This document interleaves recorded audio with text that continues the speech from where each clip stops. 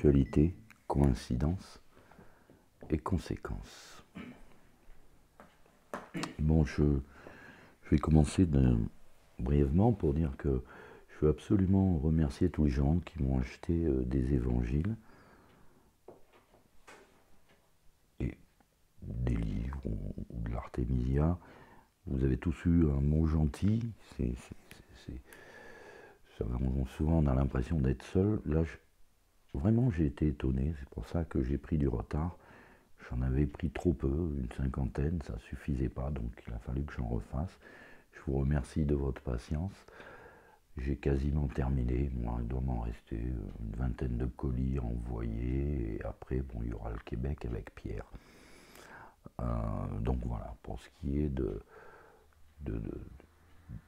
sincères, très sincères remerciements. Il y en a vraiment, j'ai été touché, merci. L'Apocalypse, je dirais d'une part, je l'ai lu dans un livre catholique, un commentaire qui disait « Si ce livre avait été écrit pour ne pas être compris, il aurait été sorti du canon. » Quand on reprend l'Apocalypse, la préface sur l'Apocalypse, certains ont dit que ce livre était noir, je ne sais pas quoi.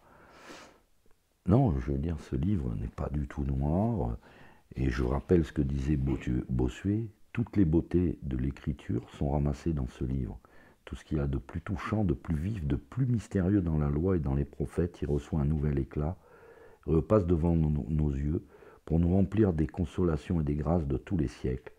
C'est pour cette raison que Dieu a fait revivre dans Saint Jean pour écrire ce livre admirable, l'esprit qui a inspiré tous les prophètes. D'aucuns diront que oui, on ne peut pas comprendre l'Apocalypse. Est-ce que ça nous interdit pour autant de s'en servir de point de réflexion, de méditation,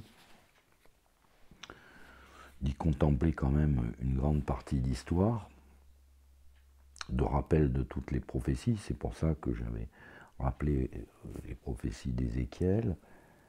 Est-ce que ça nous l'interdit? Est-ce que ça nous interdit de voir dans ces sauterelles, ces lions, avec des cuirasses de fer, avec des queues de scorpions? Est-ce que ça nous empêche d'y reconnaître quelque part des engins de guerre qu'on voit aujourd'hui? Je ne crois pas. Est-ce que ça serait audacieux de le dire? Je ne pense pas. Est-ce que, quand j'ai cité les conséquences d'une bombe atomique, je me suis servi d'un des plus grands atomistes des années 50-60, Philbert, qui dit que oui, ce que dit Saint Jean concernant l'observation sur la nature correspond exactement à une bombe nucléaire. Est-ce que j'ai le droit de le répéter, de dire que c'est quand même une coïncidence, un hasard? Je ne crois pas. Un peu plus loin. Alors, beaucoup me disent « Ah oui, mais avec le Covid, ça a réveillé des consciences, etc. » Effectivement, oui. C'est sûr que cette marque de la bête, et on peut être tous touchés dans nos familles de ceux qui ne nous ont pas écoutés quand on leur disait que la marque de la bête, ben oui, ceux qui l'avaient reçu seraient frappés d'un ulcère cruel et malin. D'un ulcère cruel et malin, oui, d'un ulcère cruel. Et je peux dire plus loin, je peux aller beaucoup plus loin même. En fait, cet ulcère cruel et malin a des conséquences d'autant plus étonnantes que, par ailleurs, il est écrit que ceux qui reçurent la marque de la bête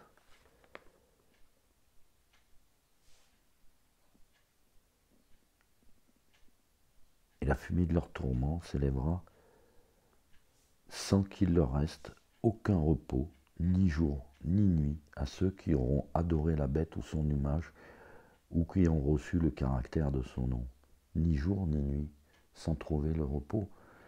Je dédie ça à un de mes enfants. Ouais, ce carême a été très très très très dur, je dirais. Des soucis, Je ne vais pas parler vite, je m'en excuse. Et donc, voilà ce que je veux dire. Qui a autorité aujourd'hui pour dire que... qui a reçu une juridiction pour dire que il est plus apte à enseigner qu'un autre un sujet, je ne sais pas, on vit dans un monde où je maintiens que l'Église non seulement est éclipsée, mais certainement au tombeau. Pour ne pas l'avoir bien vu, je trouve que beaucoup de gens à droite, à gauche, montent en chair ou discrètement se disent représentants de l'Église de toujours. Vous savez, on vient de passer le dimanche des Rameaux et on a bien lu le texte, et on a bien lu quand même que le Christ, quand il a fait son agonie au Gethsémani, ses disciples, il n'y avait pas grand monde. Et je pense que dans cette agonie de l'Église, on peut se dire naufragé, capitaine de canot de sauvetage si on veut, mais l'Église, au soir du Gethsémani, après la dernière scène, j'aimerais bien qu'on me dise où elle était. Eh bien, il faudrait avoir peut-être l'humilité de se dire que dans les temps qu'on voit aujourd'hui, occupons-nous chacun de notre canot de sauvetage, et je dis ça à tous les prêtres qui auraient envie de me dire ceci, cela, tu dois faire ceci, tu dois faire cela.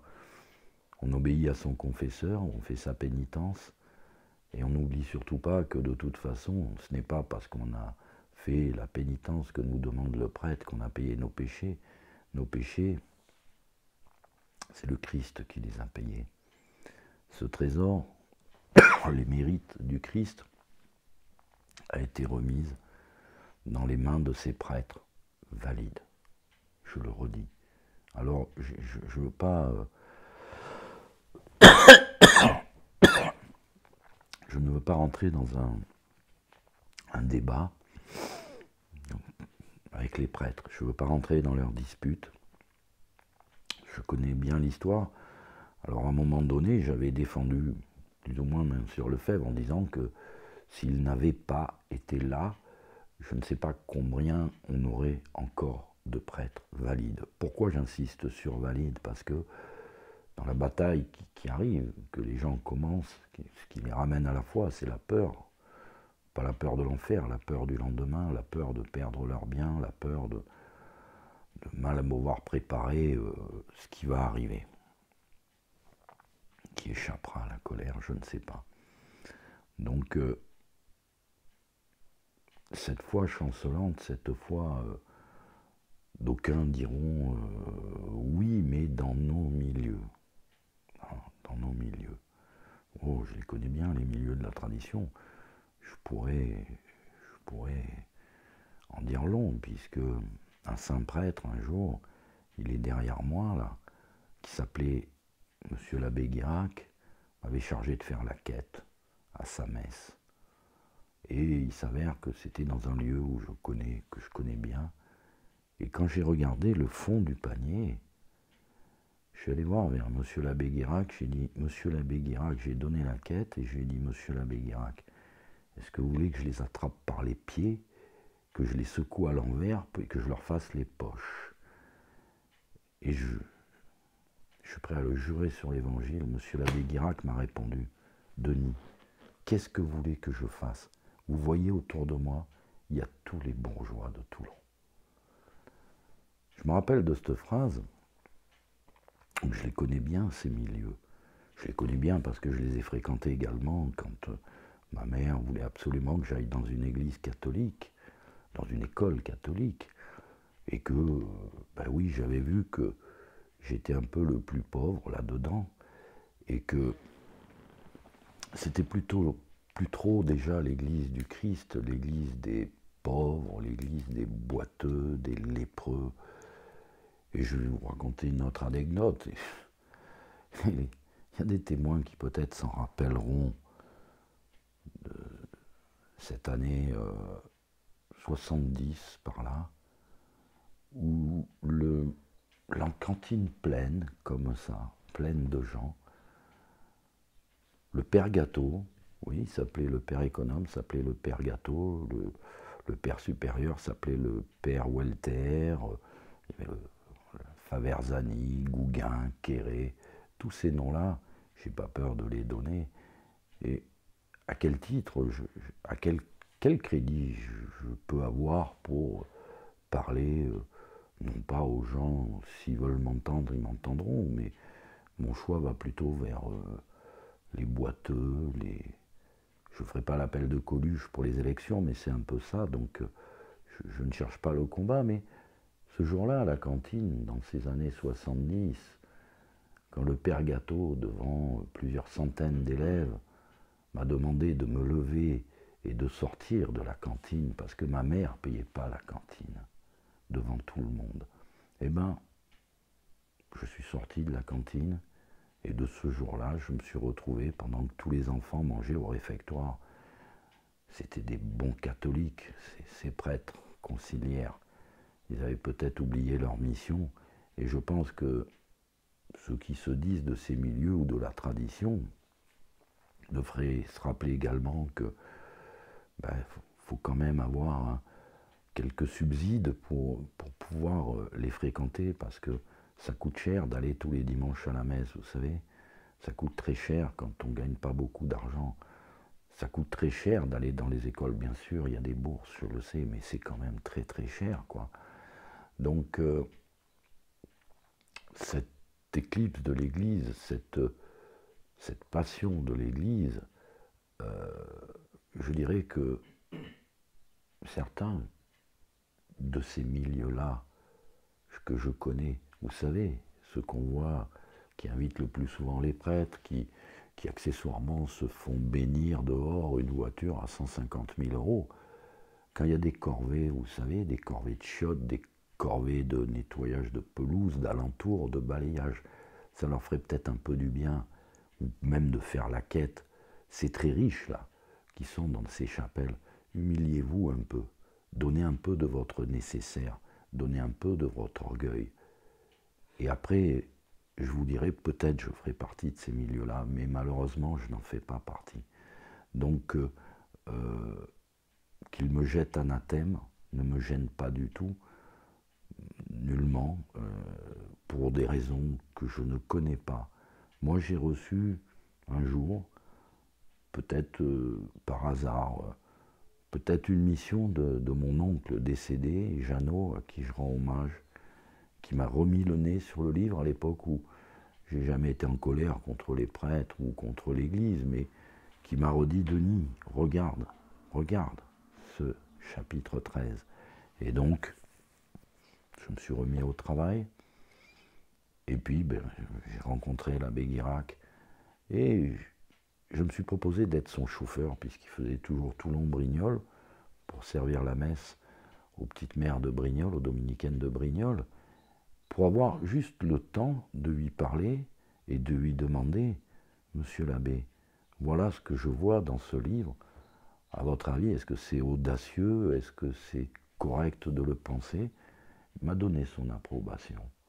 Donc, oui, par l'autorisation que m'a donnée mon oncle, par l'autorisation que m'a donnée l'abbé Guirac, j'en ai parlé également à l'abbé Maury. Je ne crois pas qu'il y en ait beaucoup qui auraient pu lui donner un cours d'histoire sainte ou de théologie. Je lui ai expliqué comment je voyais ce livre, ce hasard et ces coïncidences. Il ne m'a jamais, interdit de le penser, de l'écrire. Je l'ai en partie écrit, peut-être qu'il faudra un jour que je finisse le livre ou que je le mette à disposition dans la partie qui est faite sur l'Apocalypse et d'autres livres. Mais voilà de quelle autorité, vraiment d'aucune en fait. Je me suis permis de faire cette série vidéo, commencée il y a je crois 2 ans, et de me retrouver finalement à travailler et à me rendre compte qu'en fait, depuis 40 ans, j'avais vraiment pas assez travaillé ce sujet, qu'il fallait que je le retravaille. J'avais écrit beaucoup de choses, mais il fallait que je retravaille ce livre. Et chaque mot ont d'un coup pris une autre résonance, notamment quand je vois ils ne firent pénitence ni de leurs meurtres, ni de leurs empoisonnements, ni de leurs empoisonnements, ni de leur impudicité, ni de leur volerie. J'ai dit, mais quel temps répond mieux à cette quadruple condamnation? Parce que les empoisonnements, on sait ce que c'est. Aujourd'hui, bien sûr, tout le monde a eu peur pendant le Covid et ça a ramené des gens à une recherche de l'Église, de prêtres, etc. Et peut-être à regarder cette série. Si je peux être utile, j'essaye. Mais on ne peut pas aborder ce livre sans non plus avoir quelques consolations.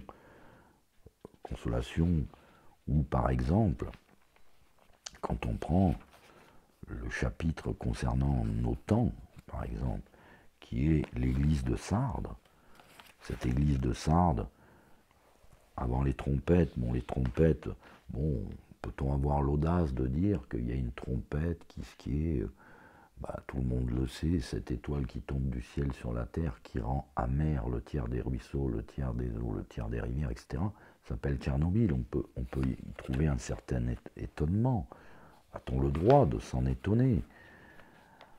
Et on peut s'étonner également quand on voit de quelle manière nous a décrit le vénérable Barthélemy Holzheiser, nous a décrit notre temps qu'il appelle l'église de Sardes, et où on voit, je sais quelles sont vos œuvres, vous avez la réputation d'être vivant et vous êtes mort. Effectivement, si l'église est au tombeau, soyez vigilants et confirmez le reste de votre peuple qui est près de mourir, car je ne trouve point vos œuvres pleines devant Dieu. Il suffit de relire tout ce que dit l'abbé Holzheiser sur cette génération, leurs enfants, etc., pour tomber de stupéfaction, tant la destruction est magnifique. Et effectivement, cette église de Sardes se termine par celui qui sera victorieux. Je confesserai son nom devant mon Père et devant ses anges. Et il continue avec l'église de Philadelphie. Et je vous le redis, je sais quelles sont vos œuvres, je vous ai ouvert une porte que personne ne peut fermer, parce que vous avez peu de force et que vous avez gardé ma parole et n'avez point renoncé mon nom. Alors, un petit peu, je me suis dit que il fallait absolument la parole, mais bien sûr, c'est l'évangile. Qu'est-ce que c'est? Vous avez gardé ma parole, c'est l'évangile. Et je dirais que si certains récitent, certains la DTC, d'autres le catéchisme, pour avoir fréquenté les chapelles de la tradition et pour avoir voulu parler de l'évangile avec les fidèles à la sortie, ou avec les enfants même, j'ai été stupéfait de l'ignorance qu'il y a dans ces milieux de l'évangile. Or, je le dis, l'évangile est au-dessus du catéchisme. Apprendre le catéchisme sans connaître son évangile, c'est faire de la moto sans savoir faire du vélo. Voilà, si je peux vous donner une image un peu joyeuse et rigolote. Et oui, je vous amènerai bientôt quelques-uns de ceux qui sont de la synagogue de Satan, qui se disent juifs et ne le sont point, mais qui sont des menteurs. Donc ça, c'est c'est un temps. Et après, bien entendu, chapitre 13. Mais il y a un point où j'ai eu l'outrance peut-être de décrire les engins de guerre, de m'attarder sur la femme et le dragon, d'avoir fait remarquer que il parut encore un grand prodige dans le ciel. C'était une femme revêtue du soleil, qui avait la lune sous ses pieds et une couronne de 12 étoiles sur la tête. Ben oui, c'est ce qui s'est passé en 2017, quand dans le ciel, nous avons vu, disons que la Vierge, la Vierge, l'ensemble zodiacal de la Vierge apparaître exactement comme ça. Voilà. J'ai eu l'outrance de dire que, oui, à un moment donné, cette femme, j'ai commenté longuement, vous pouvez regarder les chapitres précédents.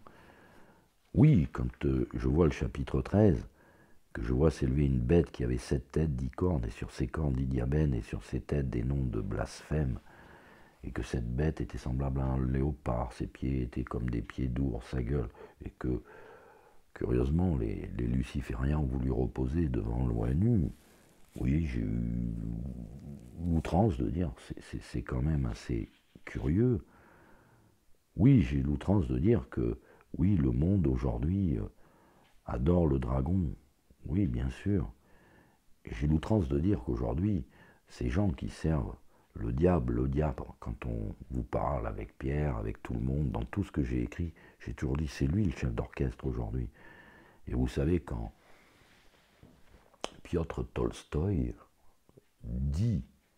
parle de notre gouvernement, je pense que il ne se trompe pas beaucoup. Et je vois bien les blasphèmes, on le voit bien, à quel point tout devient blasphématoire. On a vu des gens dire oh là là,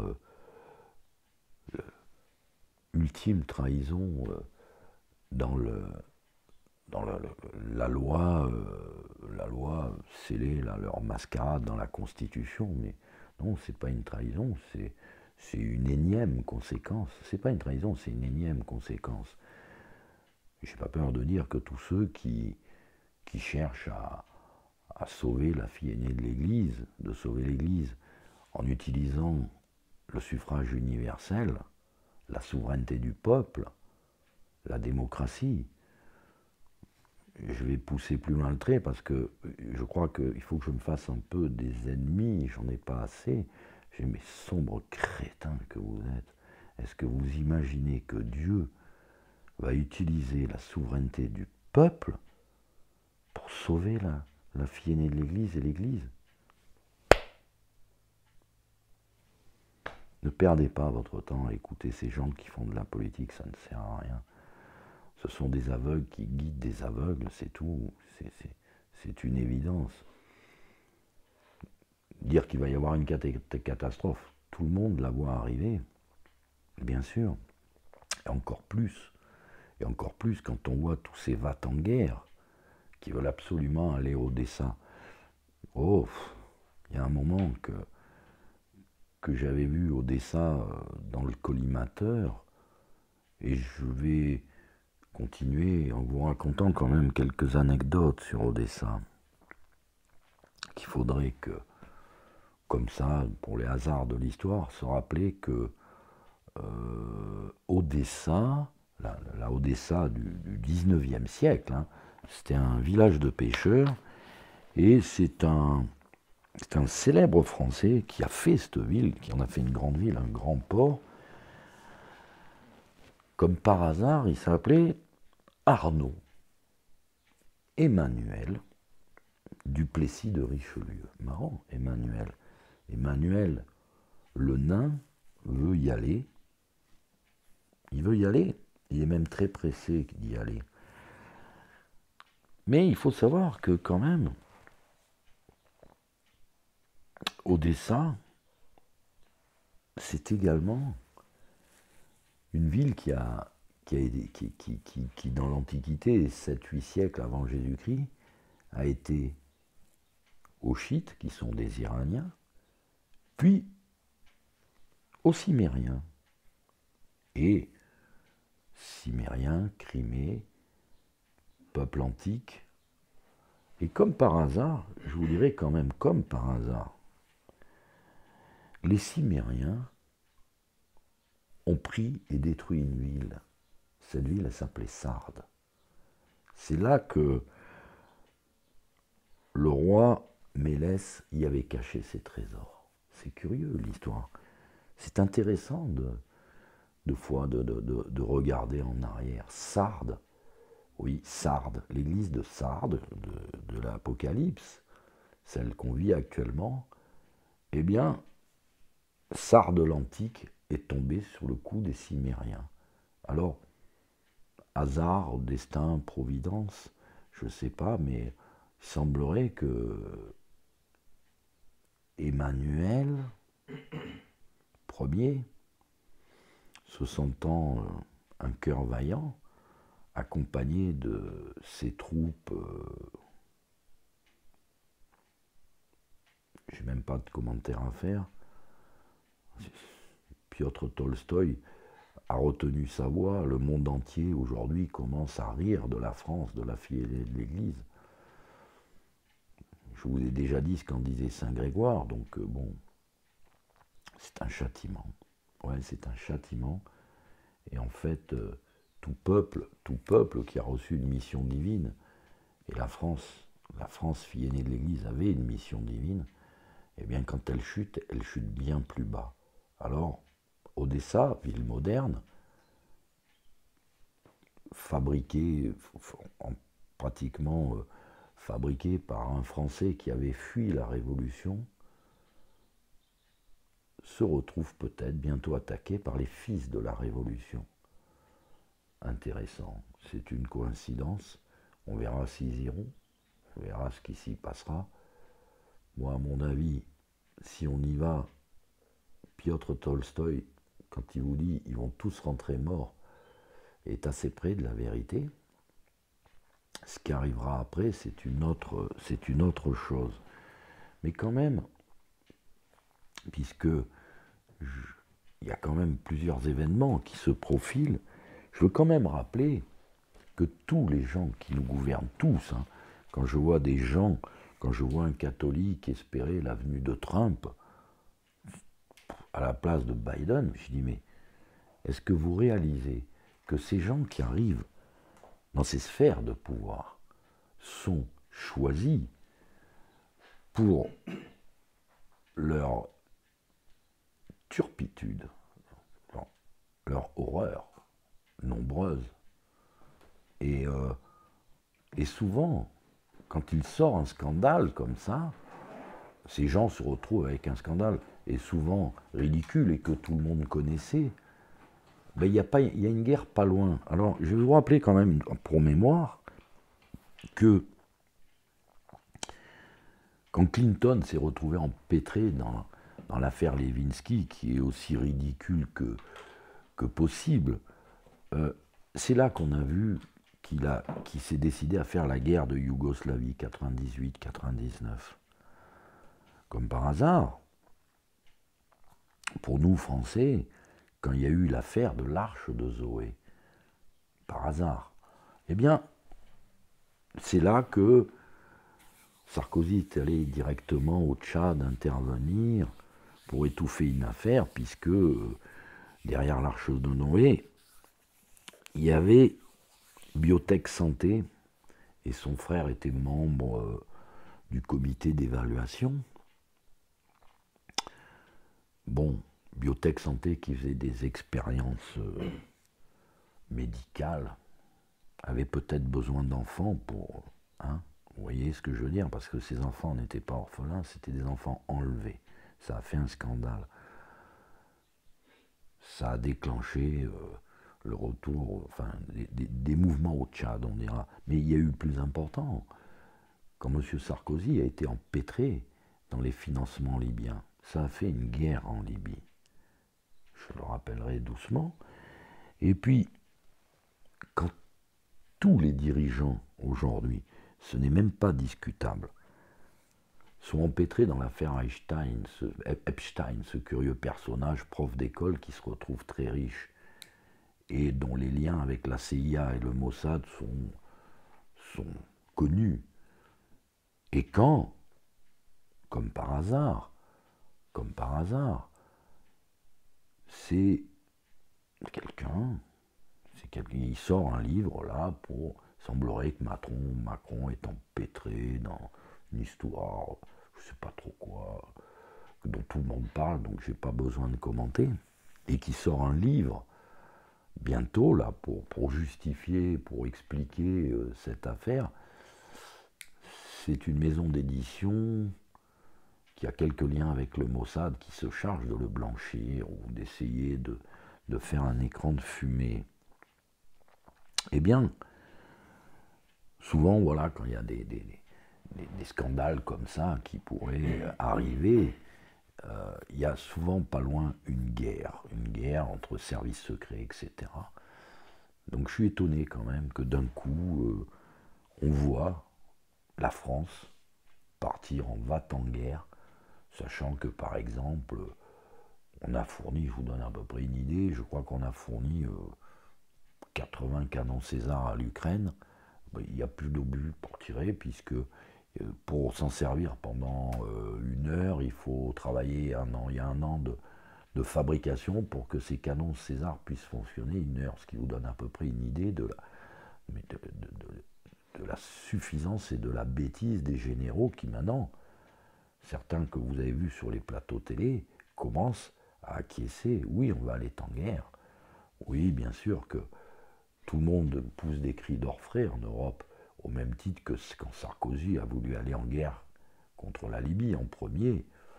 Bon, il avait parlé un peu vite, parce que bon, c'était un petit bouffon suffisant, un coquelet monté sur des talonnettes, quoi, tout ce qui va bien. Donc vous savez, ces gens-là sont choisis en fonction de leur turpitude, des dossiers qu'on a sur eux, et sont obligés d'obéir à un pouvoir que j'ai essayé de vous expliquer dans le livre Qui dirige le monde,